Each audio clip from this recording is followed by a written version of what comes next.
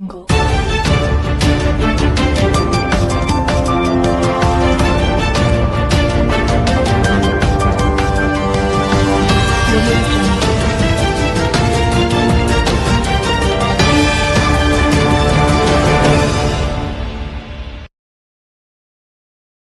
ನಗರದ ಸಂಕಲ್ಪ ಎಜುಕೇಷನ್ ಟ್ರಸ್ಟ್ನ ಸಂಕಲ್ಪ ಪ್ರಥಮ ದರ್ಜೆ ಕಲಾ ಮತ್ತು ವಾಣಿಜ್ಯ ಮಹಿಳಾ ಮಹಾವಿದ್ಯಾಲಯದಲ್ಲಿ ಅಂತಾರಾಷ್ಟ್ರೀಯ ಮಹಿಳಾ ದಿನಾಚರಣೆಯನ್ನು ಅರ್ಥಪೂರ್ಣವಾಗಿ ಆಚರಿಸಲಾಯಿತು.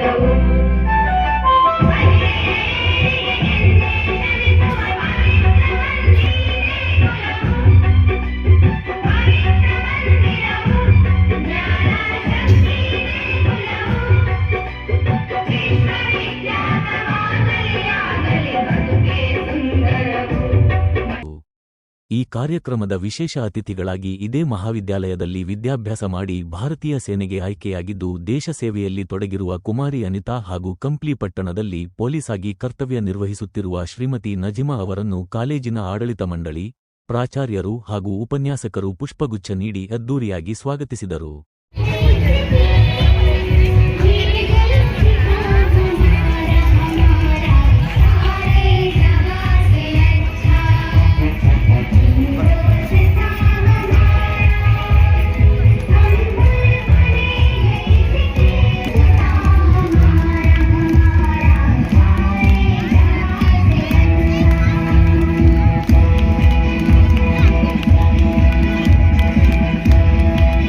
ನಂತರ ಕಾರ್ಯಕ್ರಮಕ್ಕೆ ಮುಖ್ಯ ಅತಿಥಿಗಳಾಗಿ ಆಗಮಿಸಿದ್ದ ಎಸ್ಕೆಎನ್ಜಿ ಕಾಲೇಜಿನ ಪ್ರಾಧ್ಯಾಪಕರಾದ ಡಾಕ್ಟರ್ ಮಮ್ತಾಜ್ ಅವರು ಉಪಸ್ಥಿತರಿದ್ದ ಗಣ್ಯರೊಂದಿಗೆ ಜ್ಯೋತಿ ಬೆಳಗಿಸುವ ಮೂಲಕ ಕಾರ್ಯಕ್ರಮಕ್ಕೆ ಚಾಲನೆ ನೀಡಿದರು.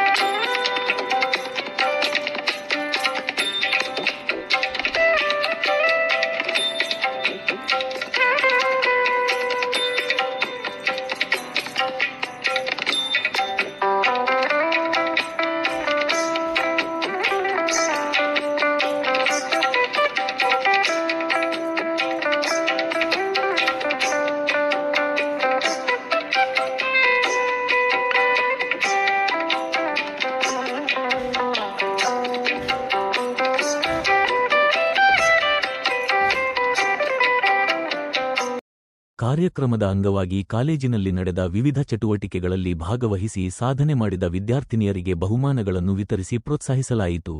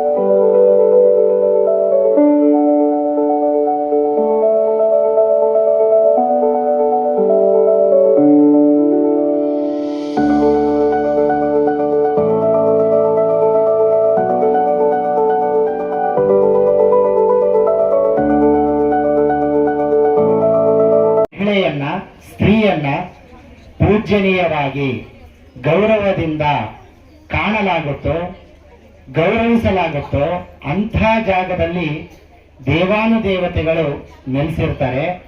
ಆ ಎರಡನೇ ಸಾಲು ಹೇಳುತ್ತೆ, ಯಾವ ಜಾಗದಲ್ಲಿ ಮಹಿಳೆಗೆ ಗೌರವ ಸಿಗಲ್ಲೋ, ಯಾವ ಜಾಗದಲ್ಲಿ ಆಕೆಗೆ ಸನ್ಮಾನಕ್ಕೆ ಒಳಗಾಗಲ್ಲೋ, ಯಾವ ಜಾಗದಲ್ಲಿ ಆಕೆಯನ್ನ ಅವಹೇಳನ ಮಾಡಲಾಗುತ್ತೋ, ಯಾವ ಜಾಗದಲ್ಲಿ ಆಕೆಯನ್ನ ಕೀಳಾಗಿ ಕಾಣಲಾಗುತ್ತೋ ಅಂತಹ ವ್ಯಕ್ತಿ, ಅಂತಹ ಸಮಾಜ, ಅಂತಹ ದೇಶ ಯಾವ ಕೆಲಸವನ್ನ ಮಾಡೋದಕ್ಕೆ ಹೋದ್ರೂ ಕೂಡ ಆ ಕೆಲಸದಲ್ಲಿ ಯಶಸ್ಸನ್ನ ಕಾಣಕ್ಕಾಗಲ್ಲ, ಆ ಎಲ್ಲಾ ಕೆಲಸಗಳು ಕೂಡ ಯಶಸ್ಸಿರಲಾರದೆ ಅವೆಲ್ಲವೂ ಕೂಡ ಹಿಂದೆ ಬೀಳ್ತವೆ ಅನ್ನುವಂತ ಮಾತನ್ನ ಮನು ಹೇಳ್ತಾರೆ.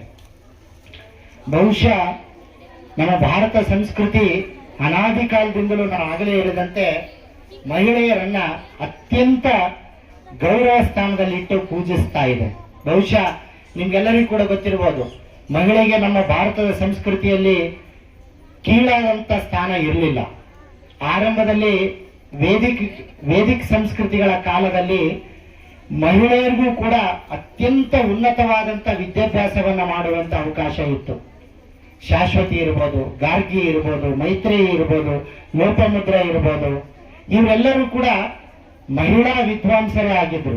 ಸೊ ಎಲ್ಲಾ ಕಾಲಕ್ಕೂ ಕೂಡ ಮಹಿಳೆಯರಿಗೆ ಗೌರವ ಸ್ಥಾನಮಾನವನ್ನ ಕೊಡಲಾಗಿತ್ತು. ಬಹುಶಃ ಈ ಅಂತಾರಾಷ್ಟ್ರೀಯ ಮಹಿಳಾ ದಿನಾಚರಣೆಯ ಹಿನ್ನೆಲೆಯನ್ನ ನಾನು 1-2 ನಿಮಿಷಗಳಲ್ಲಿ ನಿಮಗೆ ಹೇಳೋದಕ್ಕೆ ಇಚ್ಛೆ ಪಡ್ತಾ ಇದ್ದೀನಿ. ಈ ಮಹಿಳಾ ದಿನಾಚರಣೆಯನ್ನ ಅಂತಾರಾಷ್ಟ್ರೀಯ ಮಹಿಳಾ ದಿನಾಚರಣೆಯನ್ನಾಗಿ ಮಾಡೋದಕ್ಕಿಂತ ಮುಂಚೆ ಇದು ಮೊದಲು ಆಚರಣೆ ಆಗಿದ್ದು ಉತ್ತರ ಅಮೆರಿಕ ಮತ್ತು ಯುರೋಪ್ನ ಕೆಲ ರಾಷ್ಟ್ರಗಳಲ್ಲಿ. ಅಲ್ಲಿ ಮಹಿಳಾ ದಿನಾಚರಣೆಯ ಉದ್ದೇಶ ಏನಾಗಿತ್ತು ಅಂದ್ರೆ, ಮಹಿಳಾ ಸಾಧಕಿಯರ ಬಗ್ಗೆ ಪ್ರಸ್ತುತ ಮಹಿಳೆಯರಿಗೆ ಸ್ಫೂರ್ತಿದಾಯಕವಾದಂತಹ ಮಾತುಗಳನ್ನ ಆಡಿ ಪ್ರಸ್ತುತ ಮಹಿಳೆಯರು ಕೂಡ ಭವಿಷ್ಯತ್ತಿನಲ್ಲಿ ಸಾಧಕಿಯರಾಗಬೇಕು ಅನ್ನುವಂಥ ಉದ್ದೇಶದಿಂದ ಈ ಆಚರಣೆ 1908ರಲ್ಲಿ USA ಅಮೆರಿಕಾದಲ್ಲಿ ಪ್ರಾರಂಭ ಆಯಿತು. 1909ರಲ್ಲಿ ರಾಷ್ಟ್ರೀಯ ಮಹಿಳಾ ದಿನಾಚರಣೆಯನ್ನಾಗಿ ಇದನ್ನ ಕೇವಲ ಆಚರಣೆ ಮಾಡಬೇಕು ಅಂತೇಳಿ ಕೆಲವು ರಾಷ್ಟ್ರಗಳಲ್ಲಿ ಆಚರಣೆಯಲ್ಲಿತ್ತು. 1910ರಲ್ಲಿ ಕೋಪನ್ ಹೇಗ್ ಅನ್ನುವಂತ ನಗರದಲ್ಲಿ ಅವತ್ತಿನ ಕಾಲಕ್ಕೆ ಅಂತಾರಾಷ್ಟ್ರೀಯ ಮಹಿಳಾ ಸಮ್ಮೇಳನವನ್ನ ಆಯೋಜನೆ ಮಾಡ್ತಾರೆ. 1910 ಕೋಪನ್ ಹೇಗ್ ಅನ್ನುವಂತ ನಗರದಲ್ಲಿ ಸೇರ್ಕೊಂಡು ದೇಶ ಸೇವೆಗಾಗಿ ತರಬೇತಿಯನ್ನು ಪಡ್ಕೊಂಡು ಮತ್ತೆ ಈ ಕಾರ್ಯಕ್ರಮಕ್ಕೆ ಆಗಮಿಸಿರ್ತಕ್ಕಂಥದ್ದು ವಿಶೇಷ. ಹಾಗಾಗಿ ತಮ್ಮೆಲ್ಲರಿಗೂ ಅದು ಸ್ಫೂರ್ತಿ ಅಂತೇಳಿ ಭಾವಿಸ್ತೇನೆ.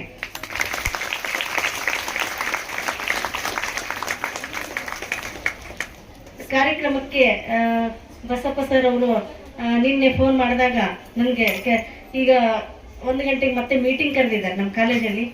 ಆ ಮೀಟಿಂಗಿಗೆ ಅಟೆಂಡ್ ಆಗಬೇಕು. ಅದ್ರ ಜೊತೆಗೆ ಯಾವಾಗಲೂ ಸಹ ನಮಗೆ ಮಹಿಳೆಯರ ಕಾರ್ಯಕ್ರಮ ಅಂತಂದಾಗ ಯಾವುದೇ ಷರತ್ತು ಇಲ್ಲದೇನೆ ಆ ಕಾರ್ಯಕ್ರಮಕ್ಕೆ ಆಗಮಿಸ್ತೇನೆ. ಯಾಕೆಂದ್ರೆ ಮಹಿಳೆಯರ ಕಾರ್ಯಕ್ರಮ ಮಾಡೋದೇ ಅಪರೂಪ. ಅಂಥದ್ರಲ್ಲಿ ನಮ್ಮ ಬಗ್ಗೆ ಅಥವಾ ನಮ್ಮ ಮಹಿಳಾ ಲೋಕದ ಬಗ್ಗೆ ಮಾತಾಡೋದಿದೆಯಲ್ಲ, ಅದನ್ನ ಜನರಿಗೆ ತಿಳಿಸೋದಿದೆಯಲ್ಲ, ಅದು ಬಹಳ ಮುಖ್ಯವಾದಂಥ ಸಂಗತಿ ಅನ್ನೋ ಕಾರಣಕ್ಕೆ ನಾನು ಬಸಪ್ಪ ಸಿರಿಗೇರಿ ಸರ್ ಅವರ ಮಾತಿಗೆ ಇಲ್ಲ ಅಂದೇನೆ ಇವತ್ತು ನಿಮ್ಮೆದುರು ಬಂದು ಇವತ್ತು ಉದ್ಘಾಟನೆ ಕಾರ್ಯಕ್ರಮದಲ್ಲಿ ಭಾಗವಹಿಸಿದ್ದೇನೆ. ಬಹಳ ಸಂತೋಷ ಆಗಿದೆ. ಹಾಗೆ ಇಷ್ಟೆಲ್ಲ ಹೆಣ್ಣು ಮಕ್ಕಳನ್ನ ಕಟ್ಟಿಕೊಂಡು ಒಂದು ಸಂಸ್ಥೆ ನಡೆಸೋದಿದೆಯಲ್ಲ, ಅದು ಬಹಳ ದೊಡ್ಡ ಸವಾಲಿನ ಸಂಗತಿ ಅಂತೇಳಿ ಹೇಳಲಿಕ್ಕೆ ಇಷ್ಟಪಡ್ತೇನೆ. ಹೆಣ್ಣು ಮಕ್ಕಳ ಕಾಲೇಜಿನ ಪ್ರಾಚಾರ್ಯ ಆಗೋದಿದೆಯಲ್ಲ, ಅದು ಮತ್ತೊಂದು ದೊಡ್ಡ ಸವಾಲು ಮತ್ತು ಬಿಕ್ಕಟ್ಟಿನ ಸಂಗತಿಯೂ ಸಹ ಹೌದು. ಅದರ ಜೊತೆಗೆ ಯಾಕೆ ಅಂತಂದ್ರೆ ಇಲ್ಲಿ ಬೇರೆ ಬೇರೆ ಇದರಲ್ಲಿ ಏನಂದ್ರೆ ಈ ಕೋ ಎಜುಕೇಶನ್ ಅಲ್ಲಿ ಇರ್ತಕ್ಕಂಥ ಸಮಸ್ಯೆಗಳು ಮತ್ತೆ ಬರೀ ಮಹಿಳಾ ಕಾಲೇಜುಗಳಲ್ಲಿ ಇರ್ತಕ್ಕಂಥ ಸಮಸ್ಯೆಗಳಿಗೆ ಭಿನ್ನತೆಗಳಿದ್ರೂ ಸಹ ಅಲ್ಲಿ ಬಹಳ ಸೂಕ್ಷ್ಮವಾದಂತಹ ಜಾಗೃತವಾದಂತಹ ಮನೋಭಾವಗಳು ಈ ಮಹಿಳಾ ಕಾಲೇಜುಗಳಲ್ಲಿ ಬೇಕಾಗ್ತದೆ ಅಂತ. ಇದೆಲ್ಲದಕ್ಕೂ ಒಂದು ಹಿನ್ನೆಲೆ ಇರೋ ಕಾರಣಕ್ಕೆ ಈ ಮಾತುಗಳನ್ನು ಹೇಳ್ತಾ ಇದ್ದೀನಿ. ಪ್ರಾಸ್ತಾವಿಕವಾಗಿ ಸರ್ ಮಾತಾಡಿದ್ರು, ನಾಗರಾಜ್ ಸರ್ ಅವರು ಅವರ ವ್ಯಾಖ್ಯಾನಗಳಲ್ಲಿ ಬಹಳಷ್ಟು ದೋಷಗಳಿದ್ವು ಅನ್ನುವಂಥದ್ದನ್ನ ನಾ ಈ ಸಂದರ್ಭದಲ್ಲಿ ಹೇಳಲಿಕ್ಕೆ ಇಷ್ಟಪಡ್ತೇನೆ. ಯಾಕೆ ಅಂತ ಅಂದ್ರೆ, ಇಲ್ಲ ನಾವು ಆ ದೋಷಗಳನ್ನ ಇವತ್ತು ನಿವಾರಣೆಗಳನ್ನು ಮಾಡ್ಕೊಳ್ಬೇಕು.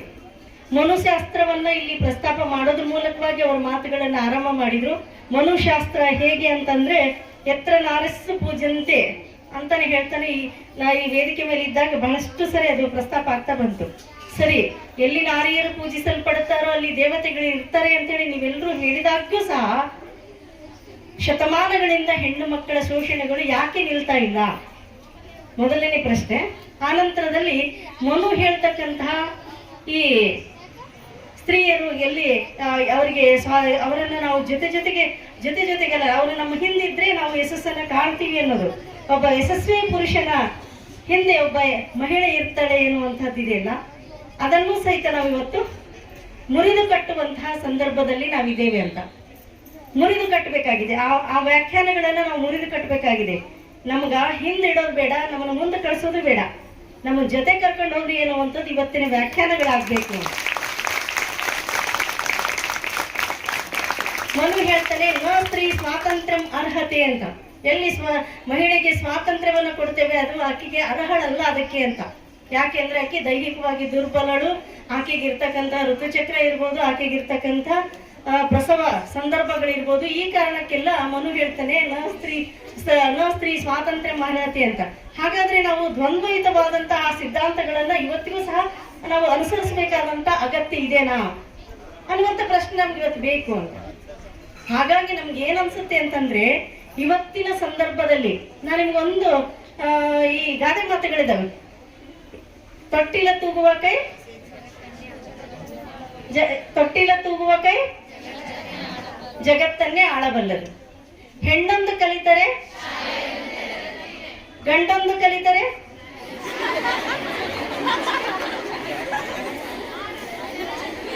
ಇದು ಇವತ್ತಿನ ವಾಸ್ತವ.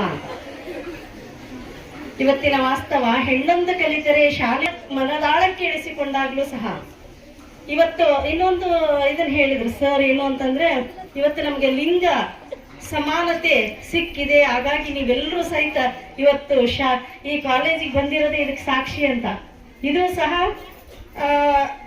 ಒಪ್ಪದೆ ನಾವು ಅದು ಇಷ್ಟು 100% ಒಪ್ಲಿಕ್ಕೆ ಸಾಧ್ಯ ಆಗಲ್ಲ. ಯಾಕೆ ಅಂತಂದ್ರೆ, ಇಡೀ ನಾವು ಸ್ಟ್ಯಾಟಿಸ್ಟಿಕ್ ಅನ್ನ ನೋಡಿದಾಗ, ಅಂದ್ರೆ ಮಹಿಳೆ ಮತ್ತು ಪುರುಷನ ಅನುಪಾತವನ್ನ ನೋಡಿದಾಗ 1000 ಪುರುಷರಿಗೆ 964 ಜನ ಹೆಣ್ಮಕ್ಳಿದ್ದಾರೆ, ಉಳಿದ ಹೆಣ್ಮಕ್ಳು ಇಲ್ಲ. ಹಾಗಿದ್ದಾಗ ಸಮಾನತೆ ಎನ್ನುವಂಥದ್ದು ಎಲ್ಲಿದೆ ಅಂದ್ರೆ ರೇಷೋದಲ್ಲಿನೇ ನಮಗೆ ಅಸಮಾನತೆ ಇದೆ. ಅದರ ಆದಾಗ್ಯೂ ಸಹ ಅದರ ಮೀರಿದ ಮೇಲೆ ನಮಗೆ ಸಾಮಾಜಿಕವಾದಂತಹ ಅಸಮಾನತೆಗಳಿದಾವೆ, ಆರ್ಥಿಕ ಅಸಮಾನತೆಗಳಿದಾವೆ, ಧಾರ್ಮಿಕ ಅಸಮಾನತೆಗಳಿದಾವೆ. ಇವೆಲ್ಲವೂ ಸಹ ಇವತ್ತಿನ ಈ ಅಸಮಾನತೆಗಳು ಮನಸ್ಸಿನ ಜಾಡ್ಯದಿಂದ ಹೊರಗೋಗ್ಬೇಕಾಗಿದೆ ಅಂತ. ಅದು ಪುರುಷ ಇರ್ಬೋದು, ಮಹಿಳೆ ಇರ್ಬೋದು, ಅದರಿಂದ ಆಚೆ ಬರಬೇಕಾಗಿದೆ. ಹೇಗೆ ನಾವು ಮೌಲ್ಯಗಳನ್ನ ಪುನರ್ಕಟ್ಟುವಂತಹ ಒಂದು ಸಂದರ್ಭಗಳನ್ನು ಸೃಷ್ಟಿ ಮಾಡ್ಕೊಳ್ಬೇಕು, ಹಾಗೆ ನಾವು ಹೆಣ್ಣು ಮಕ್ಕಳ ಬಗೆಗಿನ ತಿಳುವಳಿಕೆಗಳು, ಹೆಣ್ಣು ಮಕ್ಕಳ ಬಗೆಗಿನ ಈ ದೋಷಪೂರಿತವಾದಂತಹ ಮತ್ತು ಸ್ಥಗಿತವಾದಂತಹ ಮತ್ತು ಸಾಂಪ್ರದಾಯಿಕವಾದಂತಹ ಈ ಮೌಲ್ಯಗಳೇನಿದಾವೆ, ಈ ಮೌಲ್ಯಗಳನ್ನ ಮತ್ತೆ ಮುರಿದು ಕಟ್ಟುವಂತ ಕೆಲಸ ಆಗ್ಬೇಕಾಗಿದೆ. ಅದೇ ಹುಡುಗ 8 ಗಂಟೆಗೆ ಹೋದ್ರು ಸಹಿತ ಮನೆಯಲ್ಲಿ ಇದು ಸಾಮಾಜಿಕವಾಗಿರ್ತಕ್ಕಂತಹ ಭಿನ್ನತೆಗಳು.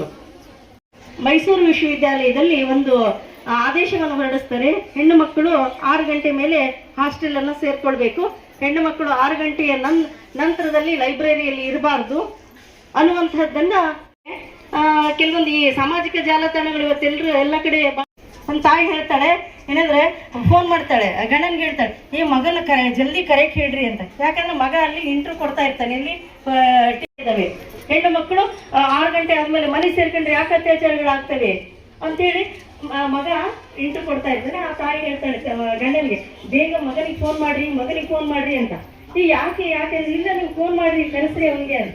ಫೋನ್ ಮಾಡ್ತಾನೆ ತಂದೆ ಮಗನಿಗೆ, ಮಗ ಬೇಗ ಬಾರೋ ಮನೆಗೆ, ಅಮ್ಮ ಯಾಕೋ ಅರ್ಜೆಂಟ್ ಮಾಡ್ತಾ ಇದ್ದಾಳೆ. ಬಹಳ ವೇಗವಾಗಿ.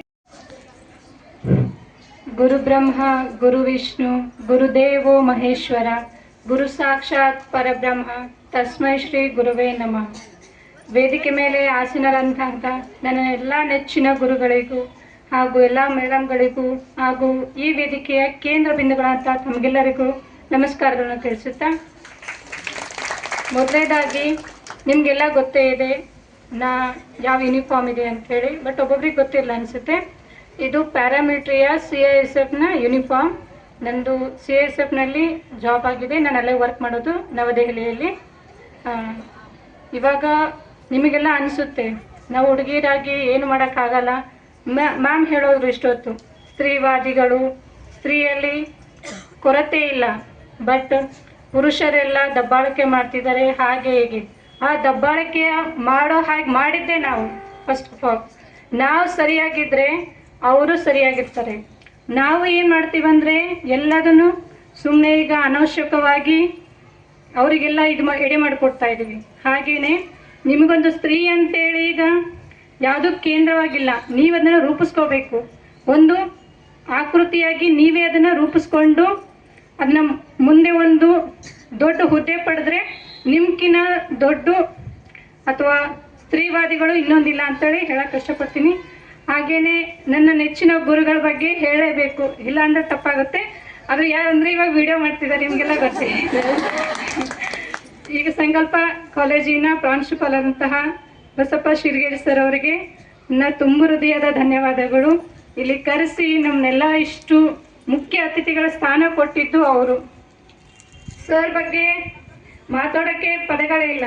ಯಾಕಂತ ಹೇಳಿದ್ರೆ ಸರ್ ಪ್ರತಿಯೊಬ್ಬರಿಗೂ ಒಂದು ತಂದೆ ಸ್ಥಾನದಲ್ಲಿ ನಿಂತು ಎಲ್ಲರಿಗೂ ಹೇಳ್ಕೊಡ್ತಾರೆ. ಎಲ್ಲರ ಜೀವನ ಬಗ್ಗೆ ಪಠ್ಯೇತರ ವಿಷಯ ಅಲ್ಲದೆ ಪಠ್ಯೇತರ ವಿಷಯದ ಬಗ್ಗೆನೂ ಸಾಕಷ್ಟು ಅನುಭವಗಳನ್ನು ಸರ್ ಹೇಳ್ಕೊಡ್ತಾರೆ. ಸರ್ ಈ ಒಂದು ಕಾಲೇಜ್ ನನಗೆ ಹೆಂಗೆ ಅನ್ಸುತ್ತೆ ನೋಡಕ್ಕೆ ಎಲ್ಲರಿಗೂ ಚಿಕ್ಕ ಬಿಲ್ಡಿಂಗ್ ಅನ್ಸುತ್ತಾ, ಬಟ್ ಮೂರ್ತಿ ಚಿಕ್ಕದಾದ್ರು ಕೀರ್ತಿ ದೊಡ್ಡಂತಲ್ಲ. ಆ ಶಾಲೆಯನ್ನ ಕಾಲೇಜು ಇವತ್ತು ಸಂಕಲ್ಪ ಕಾಲೇಜ್ನಲ್ಲಾಗಿದೆ. ನೀವೆಲ್ಲರೂ ಸರ್ಗ ಒಳ್ಳೆ ಸ್ಟೂಡೆಂಟ್ ಅಲ್ಲದೆ ಸರ್ ಹೇಳ್ಕೊಟ್ಟಂತಹ ಎಲ್ಲ ವಿಷಯಗಳನ್ನು ಅರ್ಥೈಸ್ಕೊಂಡು ಈಗ ಫೈನಲ್ ಇಯರ್ ವಿದ್ಯಾರ್ಥಿಗಳಿದ್ದೀರಾ, ಚೆನ್ನಾಗಿ ಸ್ಕೋರ್ ಮಾಡಿ, ಇಲ್ಲ ನಿಮ್ಮ ಮುಂದಿನ ಭವಿಷ್ಯ ಚೆನ್ನಾಗಿರಲಿ. ಆಮೇಲೆ ಒಬ್ಬೊಬ್ಬರಿಗೆ ಅನಿಸುತ್ತೆ ನಾನು ಮಿಲಿಟರಿಯಲ್ಲಿ ಹೋಗ್ಬೇಕು, ನನಗೂ ಅದೇ ಥರ ಆಗಬೇಕು, ನನಗೂ ಆ ಥರ ಹೇಳ್ಕೊಡಿ ಮೇಡಮ್ ಅಂತೇಳಿ ಭಾಳಷ್ಟು ಜನ ಹೇಳ್ತಿರ್ತಾರೆ. ಈ ಮಿಲಿಟ್ರಿಯಲ್ಲಿ ಹೇಳ್ತಾರೆ ದೂರ ದೂರ ಆಗ್ತಾರೆ ಎಲ್ಲ, ಆಮೇಲೆ ಫ್ಯಾಮಿಲಿ ಬಿಟ್ಟು ಹೋಗಬೇಕು, ಈ ಥರ ಭಯಗಳಿರ್ತವೆ. SSC ಡಿಪಾರ್ಟ್ಮೆಂಟ್ ಅವರು ಪ್ರತಿ ವರ್ಷನೂ ಕಾಲ್ಫಾರ್ಮ್ ಮಾಡ್ತಾರೆ, ಪ್ರತಿ ವರ್ಷನೂ ನೋಟಿಫಿಕೇಶನ್ ಕಳಿಸ್ತಾರೆ. ಇಷ್ಟಿಷ್ಟು 25,000 30,000 ಈ ಥರ ನೋಟಿಫಿಕೇಶನ್ ಇರ್ತವೆ. ಅದಕ್ಕೆಲ್ಲ ನೀವು ಕ್ವಾಲಿಫಿಕೇಶನ್ ಏನಿಲ್ಲ, 10th ಪಾಸ್ ಆದರೆ ಸಾಕು. ನೀವೆಲ್ಲ ಪಾಸಾಗಿ ಬಂದಿರ್ತೀರಾ, ಸೆಕೆಂಡ್ PUC ಇರುತ್ತೆ ಅಷ್ಟೇ. ಕ್ವಾಲಿಫಿಕೇಶನ್ 10th ಪಾಸ್ ಇರುತ್ತೆ. ಆಮೇಲೆ ನಿಮ್ಮ ಹೈಟು 157 ಇರುತ್ತೆ ಹುಡುಗಿಯರಿಗೆ, ಬಾಯ್ಸಿಗಾದ್ರೆ 170 ಇರುತ್ತೆ. ಇವೆಲ್ಲ ಆಲ್ಮೋಸ್ಟ್ ಅಲ್ಲಿ ಎಲ್ಲರೂ ಹೈಟೇ ಇದ್ದೀರಾ, 170 ಮೇಲೆ ಇದ್ದೀರಾ. ಆಮೇಲೆ ವೇಟು 45 ಇರುತ್ತೆ ಅಷ್ಟೇ. 45 ಅಂತೂ ನಾರ್ಮಲ್ ಆಗಿ ಇರ್ತಾರೆ ಎಲ್ಲ. ಆಮೇಲೆ ಫಿಸಿಕಲ್ ಆ್ಯಕ್ಟಿವಿಟಿ, ಫಿಸಿಕಲ್ ಒಳಗೆ ಏನಿರಲ್ಲ, 1.5 ಕಿಲೋಮೀಟರ್ ಇರುತ್ತೆ, 8 ನಿಮಿಷದಲ್ಲಿ ಓಡೋದಿರುತ್ತೆ. ನೀವೆಲ್ಲ ಆಲ್ಮೋಸ್ಟ್ ಖೋಖೋ ಅವು ಇವು ಎಲ್ಲ ಸ್ಪೋರ್ಟ್ಸ್ ಎಲ್ಲ ಆಡಿರ್ತೀರ, ನಿಮಗೆಲ್ಲ ಗೊತ್ತೇ ಇರುತ್ತೆ. ಆಮೇಲೆ ಎಕ್ಸಾಮ್ ಅಂತ ಬಂದರೆ ಕಂಪ್ಯೂಟರ್ ಬೇಸ್ಡ್ ಎಕ್ಸಾಮ್ ಇರುತ್ತೆ, 160 ಮಾರ್ಕ್ಸ್ ಇರುತ್ತೆ, 80 ಕ್ವಶನ್ ಇರ್ತವೆ. ನೀವು ನಾರ್ಮಲಾಗಿ ರೀಸ್ನಿಂಗು, ಮ್ಯಾಥ್ಸು, ಮೆಂಟಲ್ ಎಬಿಲಿಟಿ, ಆಮೇಲೆ GK, ಇಂಗ್ಲೀಷ್ ಗ್ರಾಮರು ಇವೆಲ್ಲ ನಾರ್ಮಲಾಗಿ ನೀವು ಸ್ಟಡಿ ಮಾಡಿರ್ತೀರಾ. ಇದನ್ನೆಲ್ಲ ಕೋಚಿಂಗು ಸಿಗುತ್ತೆ, ಇಲ್ಲಾಂದರೆ ಆನ್ಲೈನ್ ಕ್ಲಾಸ್ ಕೇಳ್ಬೋದು ನೀವು. ಇರುವಂತಹ ನನ್ನ ನೆಚ್ಚಿನ ಎಲ್ಲ ಗುರುಗಳಿಗೂ ಹಾಗೂ ಈ ಕಾರ್ಯಕ್ರಮದಲ್ಲಿ ಭಾಗವಹಿಸಿರುವ ಎಲ್ಲ ನನ್ನ ತಂಗಿಯಂದಿರಿಗೆ ನನ್ನ ಧನ್ಯವಾದಗಳನ್ನು ತಿಳಿಸುತ್ತೇನೆ. ಎಲ್ಲರೂ ಚೆನ್ನಾಗಿ ಓದ್ಕೊಳ್ಳಿ. ಈಗ ಕಾಂಪಿಟೇಟಿವ್ ಎಕ್ಸಾಮ್ಸ್ಗೆ ಮತ್ತೆ ಅಪ್ಲಿಕೇಶನ್ ಬಿಟ್ಟಿದ್ದಾರೆ. ನೀವು ಜಾಸ್ತಿ ಅಂದರೆ KS, IAS ಆ ಥರ ಬಿಗ್ ಡ್ರೀಮ್ಸ್ನ ಇಟ್ಕೊಂಡು ಅದಕ್ಕೆ ಏನು ಸ್ಟಡಿ ಮೆಟೀರಿಯಲ್ಸ್ ಇದಾವಲ್ಲ ಅದ್ರ ಬಗ್ಗೆ ಫಾಲೋಅಪ್ ಮಾಡ್ಕೊಳ್ಳಿ. ಆಮೇಲೆ ಇವಾಗೆಲ್ಲ ಆನ್ಲೈನ್ ಕ್ಲಾಸಸ್ಸು, ಇನ್ಸ್ಟಾಗ್ರಾಮ್ ಆಗಲಿ ಇಲ್ಲ ಯೂಟ್ಯೂಬಲ್ಲಿ ಎಲ್ಲ ಕ್ಲಾಸಸ್ ಹೇಳ್ತಾರೆ, ಅದನ್ನೆಲ್ಲ ಫಾಲೋಅಪ್ ಮಾಡಿ. ಕೋಚಿಂಗಿಗೆ ಹೋಗಬೇಕು ಅಂದರೆ ನಿಮ್ಮ ಮನೇಲಿ ಅನುಕೂಲ ಆಗಿದೆ ಹೋಗ್ಬೋದು, ಇಲ್ಲ ಅಂದರೆ ನಿಮಗೆ ಯೂಟ್ಯೂಬಲ್ಲೆಲ್ಲ ಕ್ಲಾಸಸ್ ಹೇಳ್ತಾರೆ, ಅದನ್ನೆಲ್ಲ ಫಾಲೋಅಪ್ ಮಾಡಿ. ಪಡೋದಿಲ್ಲ, ಸಮಯ ಬಹಳ ಆಗಿದೆ. ಎಲ್ಲರಿಗೂ ಕೂಡ ಅವಕಾಶಗಳಿರುತ್ತೆ. ಅವಕಾಶಗಳನ್ನ ಸರಿಯಾದ ದಾರಿಯಲ್ಲಿ, ಸರಿಯಾದ ಮಾರ್ಗದರ್ಶನದಲ್ಲಿ, ಸರಿಯಾದ ರೀತಿಯಲ್ಲಿ ಪಡೆದುಕೊಂಡಿದ್ದೇ ಆದರೆ ಮುಂದೊಂದು ದಿನ ನೀವು ಕೂಡ ಸಾಧಕರಾಗ್ತೀರಿ, ನಮ್ಮ ಕಾಲೇಜಿಗೆ ಅತಿಥಿ ಆಗ್ತೀರಿ ಅನ್ನುವಂಥ ಒಂದು ವಿಶ್ವಾಸವನ್ನ ನಾನು ವ್ಯಕ್ತಪಡಿಸುತ್ತಾ ಆ ಕನಸು ನಿಮಗೆ ಭವಿಷ್ಯದಲ್ಲಿ ನೆರವೇರಲಿ ಅನ್ನುವಂಥ ಒಂದು ಪ್ರಾರ್ಥನೆಯನ್ನು ಕೂಡ ಮಾಡ್ತಾ ಇದ್ದೀನಿ. ಈ ಸಂದರ್ಭದಲ್ಲಿ ಒಂದು ವಿಶೇಷವಾಗಿ ಈಗ ನಮಗೋಸ್ಕರ ತಮ್ಮ ಅಮೂಲ್ಯವಾದ ಸಮಯ ನೀಡಿ ಬಂದಿದ್ದಾರೆ ಅನಿತಾ ಅವರು ನಮ್ಮ ದೇಶದ ಉನ್ನತ ಸ್ಥಾನವನ್ನ ಸೇವೆಯಲ್ಲಿ ಆ ಸ್ಥಾನಗಳು ಸಿಗಲಿ ಅಂತೇಳಿ ತಮ್ಮೆಲ್ಲರ ಪರವಾಗಿ ತುಂಬ ಹೃದಯದಿಂದ ಶುಭವನ್ನು ಹಾರೈಸ್ತಾ ಇದ್ದೀನಿ. ಹಾಗೆ ಶ್ರೀಮತಿ ನಾಜಿಮಾ ಅವರಿಗೂ ಕೂಡ ಭವಿಷ್ಯದಲ್ಲಿ ಅವರ ಒಂದು ಸೇವೆಗೆ ತಕ್ಕಂತಹ ಇನ್ನೂ ಉನ್ನತವಾದಂತಹ ಸ್ಥಾನಗಳು ಸಿಗಲಿ ಅಂತೇಳಿ ಎಲ್ಲರ ಪರವಾಗಿ ತುಂಬ ಹೃದಯದಿಂದ ಶುಭವನ್ನು ಹಾರೈಸ್ತಾ ಇದ್ದೀನಿ. ಹಾಗೆ ಅವ್ರ ಪಾಲಕರು, ಅವ್ರ ತಾಯಂದ್ರು ಬಂದಿದ್ದಾರೆ. ನಿಜಕ್ಕೂ ಅವರ ಸಮಯಕ್ಕೆ ನಾವು ಬೆಲೆ ಕೊಟ್ಟು ಈ ಒಂದು ಕಾರ್ಯಕ್ರಮ ಯಶಸ್ವಿಗೊಳಿಸಿದ್ದಾರೆ. ತುಂಬ ಹೃದಯದಿಂದ ಅವರಿಗೆ ಮತ್ತೊಮ್ಮೆ ಧನ್ಯವಾದಗಳು ಹೇಳಿ ಎಲ್ಲರಿಗೂ ಒಂದೇ ಮಾತಿನಲ್ಲಿ ಎಲ್ಲರಿಗೂ. ಈ ಸಂದರ್ಭದಲ್ಲಿ ಕಾಲೇಜಿನ ಉಪಾಧ್ಯಕ್ಷರಾದ ಎಂ.ಆರ್. ಮಂಜುಸ್ವಾಮಿ, ನಿರ್ದೇಶಕರಾದ ಡಾ. ಅಮಿತ್ ಕುಮಾರ್ ರೆಡ್ಡಿ, ಪ್ರಾಚಾರ್ಯರಾದ ಬಸಪ್ಪ ಸಿರಿಗೇರಿ, ಉಪನ್ಯಾಸಕರಾದ ಶ್ರೀಮತಿ ಆಶಾ ಎಸ್, ಶ್ರೀಮತಿ ಉಮಾದೇವಿ, ಶ್ರೀಮತಿ ವಿದ್ಯಾ, ಶ್ರೀಮತಿ ಮೇಘ, ನಾಗರಾಜ್, ಶಂಕರ್ ಲಿಂಗಪ್ಪ ಕೊಪ್ಪದ್ ಹಾಗೂ ವಿದ್ಯಾರ್ಥಿ ಪ್ರತಿನಿಧಿಗಳಾದ ಕುಮಾರಿ ಮುಸ್ಕಾನ್, ಕುಮಾರಿ ಅಕ್ಷತಾ ಸೇರಿದಂತೆ ಹಲವರು ಉಪಸ್ಥಿತರಿದ್ದರು.